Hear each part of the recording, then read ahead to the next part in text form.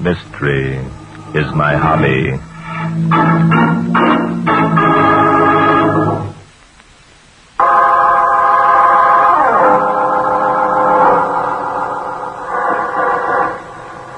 Tonight's story began one evening last summer.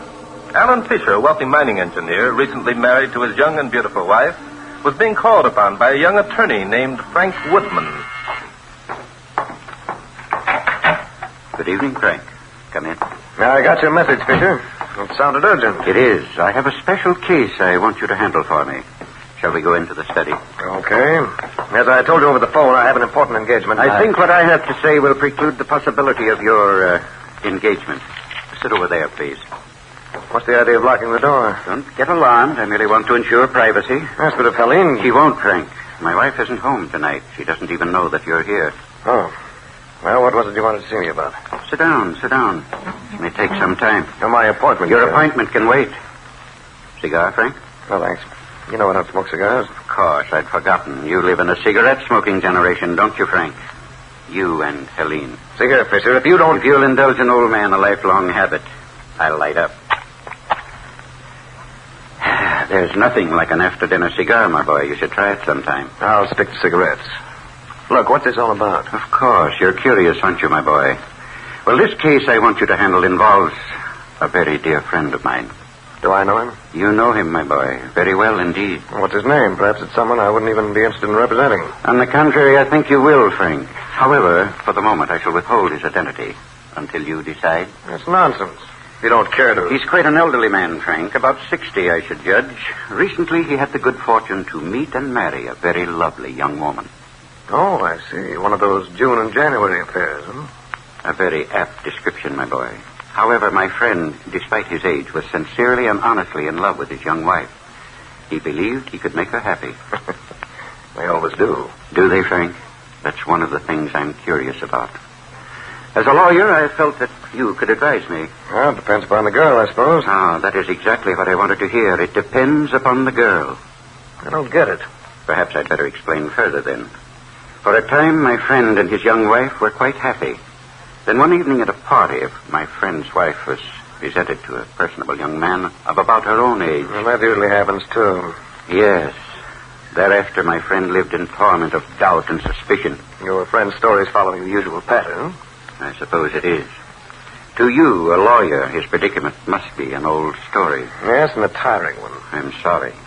However, there is a point in my friend's story where it deviates from the customary pattern. Oh? Yes.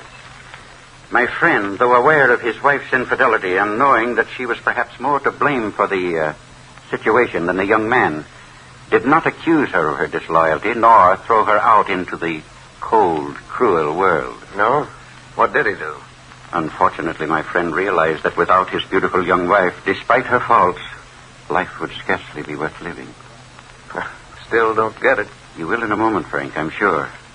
Realizing the depths to which his love went, my friend began to think of some means of removing the young man from the scene. Yes, that is killing him. Fisher, you can tell your friend for me that he's a fool. He wouldn't get away with it. My friend realizes that, Frank. He knows that murder would not solve the problem. So he thought of another means of accomplishing his purpose. Another? My friend is quite wealthy, Frank.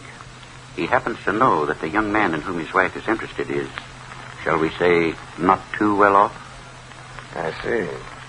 Coincidentally, the young man is a lawyer, Frank, like yourself. You can understand how difficult it is for struggling young lawyers these days. Yeah, I know all that. Now, as a lawyer, Frank, I want you to advise me what to do. Would you suggest that I tell my friend to offer the young man a sum of money to leave the country? Being very subtle about it, of course. Well, there's no harm in trying. What sum would you suggest, Frank? I'd say the sum should be in direct ratio to the young man's fondness for your friend's wife. In other words, every man has his price. That's it. What would you say to $25,000? I'd say it wasn't enough. $50,000. Well, the young man would be crazy if he took it. Where could he'd go on $50,000 and set himself up in business and live the life to which he'd be entitled? Entitled? He'd have to sacrifice the young wife, wouldn't he? Well, there should be some compensation for that. I see. $75,000.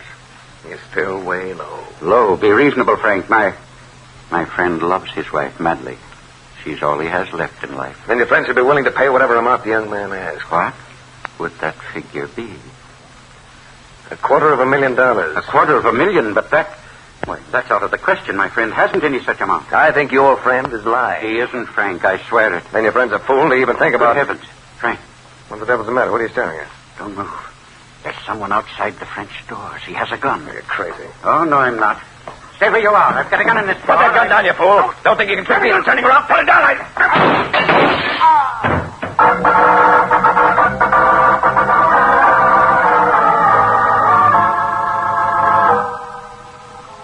You see, under the circumstances, Mrs. Fisher, it would... Excuse me, please. I think that calls for me. Of course. Yes? Hello, Bart. Hello, Inspector. What did the fingerprints show? There were 2 sets on the gun.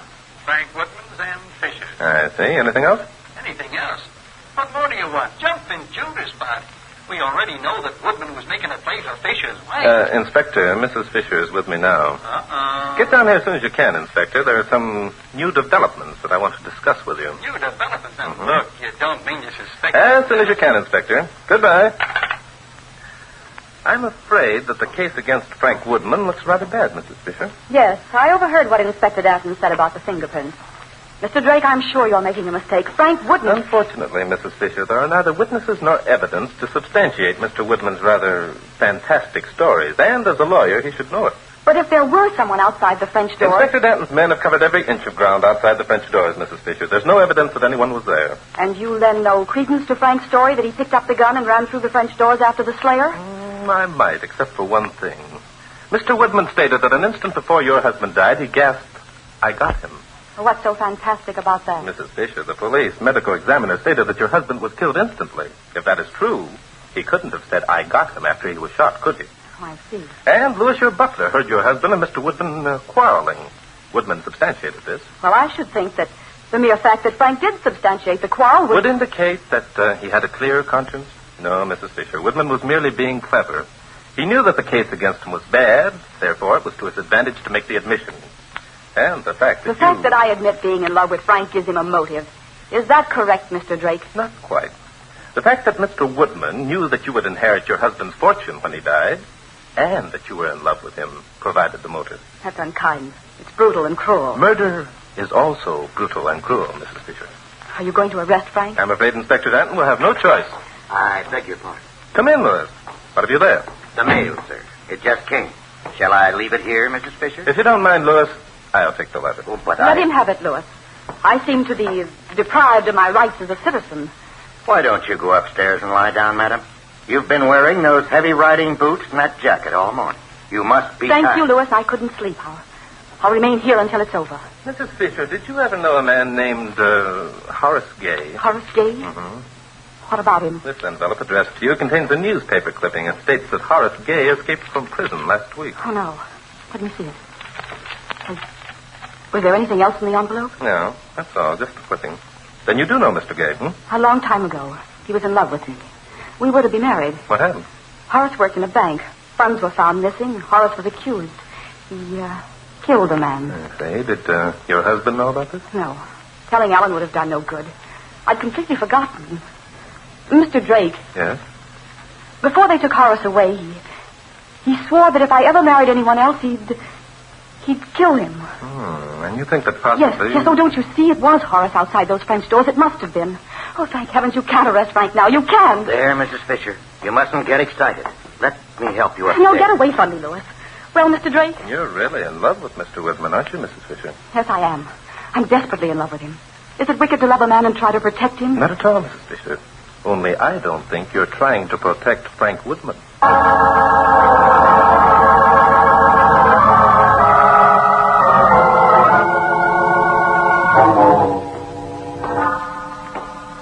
Okay, Bart, we've spent the whole day looking for clues that don't exist. Now we're right back at the scene of the crime where we started from. When are you going to let me arrest somebody? Inspector, You can start arresting any time you like. Whom do you want to arrest? The guy who murdered Alan Fisher, naturally. And who is that, Inspector? It's Frank Woodman. You said so yourself. He had a motive. His fingerprints were on the gun. Oh, doggone it, Bart. I wish you wouldn't change your mind so often. I haven't changed my mind, Inspector. How do you account for that shot that came through the French doors? How do I account for it? You said yourself that Woodman probably fired the shot just to throw us off. Did I? Well, the broken glass was inside the study, Inspector. That indicates that the shot came from the outside. Besides, there was only one shot fired from Fisher's gun. No, Inspector. I'm afraid there was someone outside those French doors. Well, I'll be doggone. Bart, you're giving me a headache. Whose side are you on, anyway? Look, for crying out loud. You really sound unhappy, Inspector. Well, let's see, what time is it? 9 o'clock. Oh, that's odd. Yeah, isn't it, though? Every time it gets to be 9 o'clock, it's odd. What's odd about it? It doesn't happen soon. Oh, hello, Woodman. Come in. I've been expecting you. I can give that back to you, Drake. I've been expecting you. Oh, Danton. Oh, to take you off to jail, you mean? Yeah. Look, you guys, I'm tired of sitting around this house waiting for you masterminds to build a case against me. Either make a formal arrest... Oh, so you're tired of waiting for us to build a case against you, bub. Well, let me tell you something. We got a case that'll send you to the chair quicker than... Nuts. If you have a case against me, why all this stalling? You seem pretty sure of yourself, Woodman. Sure I am. I'm a lawyer, Drake. You haven't got anything on me. I know it, and you know it. So what's the game? I got enough on you to keep you sitting in this house, bub, even if you're tired. As a matter of fact, Woodman, we are playing a game. The first half is over, and in a moment we could... Jumping Judas, listen to that! That was Helene. Come on, I think the second half of the game has begun.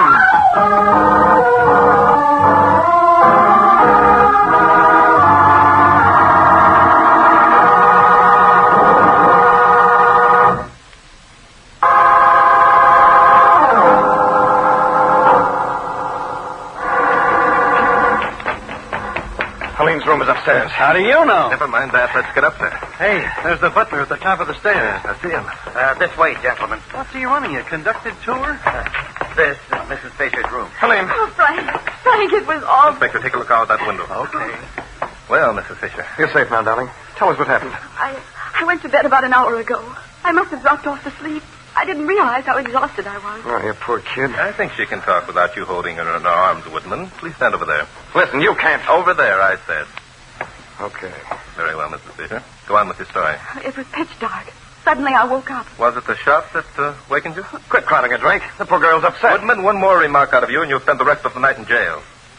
Go on, Mrs. Fisher. No, it wasn't the shot that wakened me, Mr. Drake. I'm not sure what it was. It was pitch dark, and the first thing I saw was the luminous dial of a man's watch glowing in the dark only a few feet from my head. Horrible. Go on, Mrs. Fisher. What happened? Well, that's when I screamed. The man, whoever he was, must have become frightened. He ran out into the balcony, banging the screen door shut behind him. But there was a shot. Well, apparently, after he got outside, he remembered what he'd come for. I could see him standing there, silhouetted against the sky. Then he raised his hand and shot through the screen door. Good heavens. There's a hole through the screen, all right. Bart, how's the babe? She's all right, Inspector. By the way, Mrs. Fisher, after the shot came, did you get out of bed? No, of course not. Then who turned on the lights in this room? I did, sir. I heard Mrs. Fisher scream and came running along the hall. I opened the door and snapped on the light. Then closed it again and came back to the stairs to start the conducted tour, I suppose. Well, yes, sir. I did. I didn't think it discreet to remain in Mrs. Fisher's room when she That stinks, Louie. For all you know, Mrs. Fisher was murdered in bed, but you were too shy to stay in the room. It's a pity some other people can't be as discreet. Oh, shut up, Junior. You're not married to the lady either, yet. Bart, I think we got ourselves another suspect. That's ridiculous. Lewis is the most trustworthy butler I've ever known. Thank you, madam. He's also the only butler you've ever known, Mrs. Fisher. By the way, when you saw the prowler standing out on the balcony, didn't you recognize him? Recognize him? Do you mean that Horace? Yes, it's a possibility that shouldn't be overlooked, Mrs. Fisher. I'm surprised you didn't think of it yourself. All right, Inspector, let's get going. Yeah, sure. Good idea. Where are we going? We're going to look the grounds over for Horace, Inspector. We can't have these good people thinking themselves under suspicion if Horace is our man.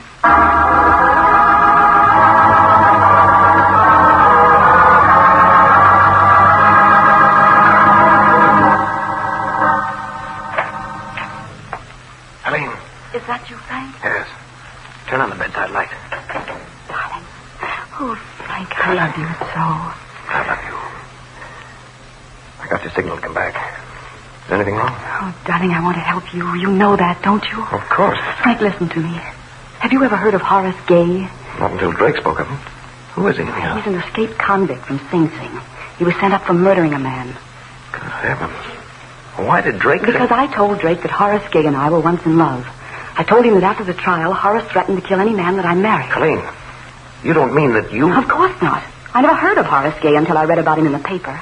I cut out the clipping and mailed it to myself. But why in heaven's name? But don't you see why?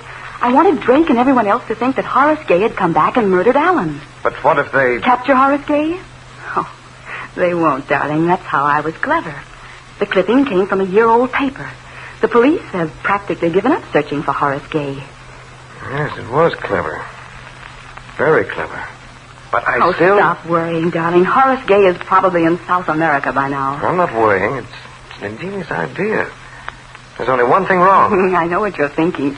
I've taken care of that, too. Taking care of what? The gun, darling. Look, I've kept it under my pillow all this time.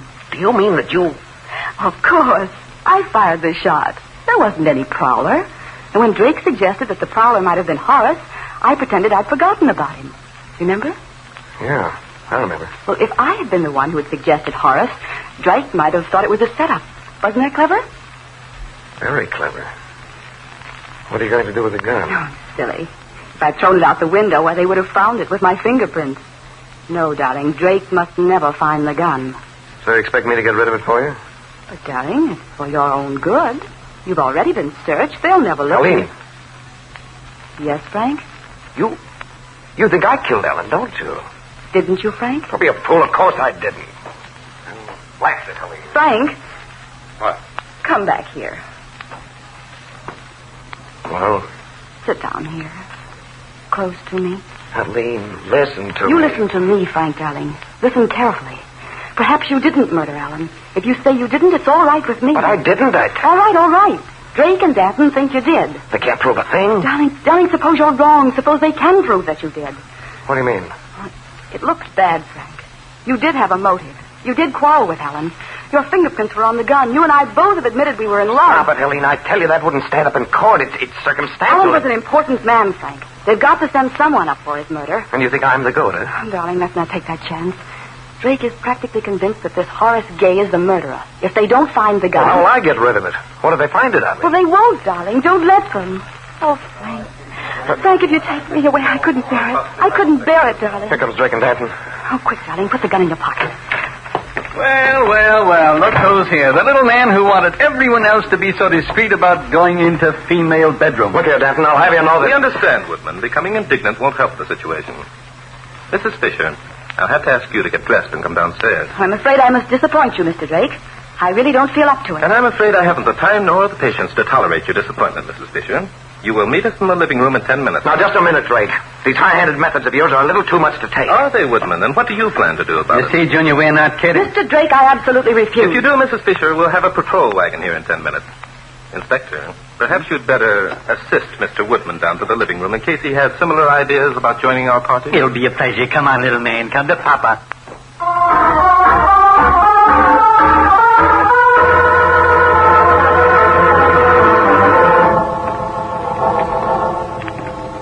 Well, the 10 minutes are up, Bart. Shall I call a wagon? We'll wait a moment or two longer, Inspector. In the meantime, Woodman, I think you'd better hand over the gun. What? What gun? What are you talking about? I'm talking about the gun that Mrs. Fisher used to shoot the hole through the screen, Woodman. It wasn't outside the house, and I'm sure that Mrs. Fisher wouldn't want it found in her room. But how? I mean, I haven't... Hand it over, Junior. Well, Look here, you can't... Oh, can't we? Here it is, Bart. Just like we figured. You see, Woodman, the ragged ends of the screen made by the bullet passing through pointed outward. That proved conclusively that the shot came from inside the room. Get it, Junior? Tell them what else we know, Bart. Very well, Inspector. We know that there was no man in Mrs. Fisher's room, Woodman. The whole thing was a product of her imagination. That's a lie. You can't prove a I thing. think we can. Mrs. Fisher said she woke up and saw the glowing dial of a man's wristwatch in the darkness. Well? How did she know it was a man's wristwatch? Why not a woman's? I beg your pardon, Mr. Drake. Oh, yes, sir. Mrs. Fisher is waiting for you in the library. Library? We told her we'd be here in the living room. Mrs. Fisher prefers the library, sir. Oh, she's trying to show her independence, eh? Well, No, Inspector. Meeting us in the library is the cleverest move Mrs. Fisher's made tonight. But on the other hand, it's a dead giveaway that she is the one who murdered her husband.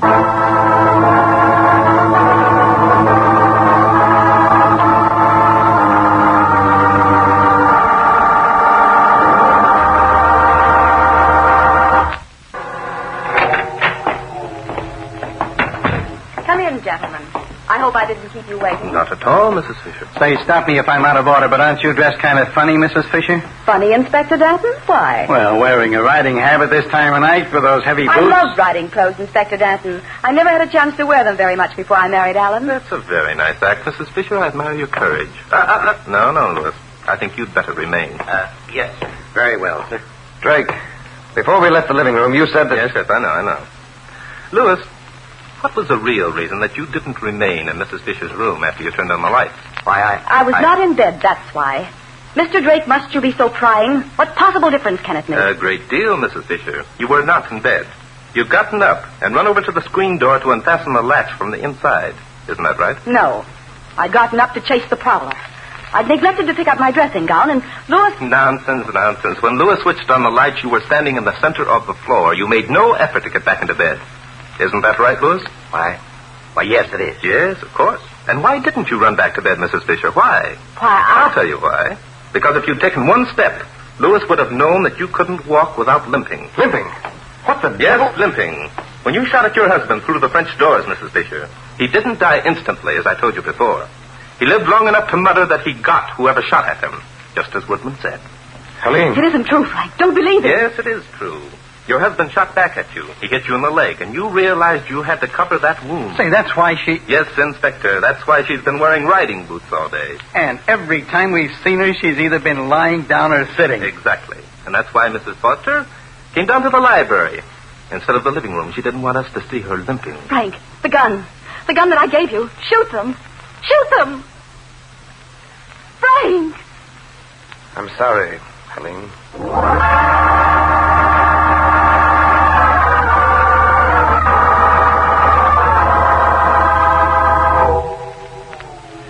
Mighty nice you'd asked me to stay with you tonight, Bart. It would have been a long trip out to my place. Well, I'm glad to have your company, Inspector.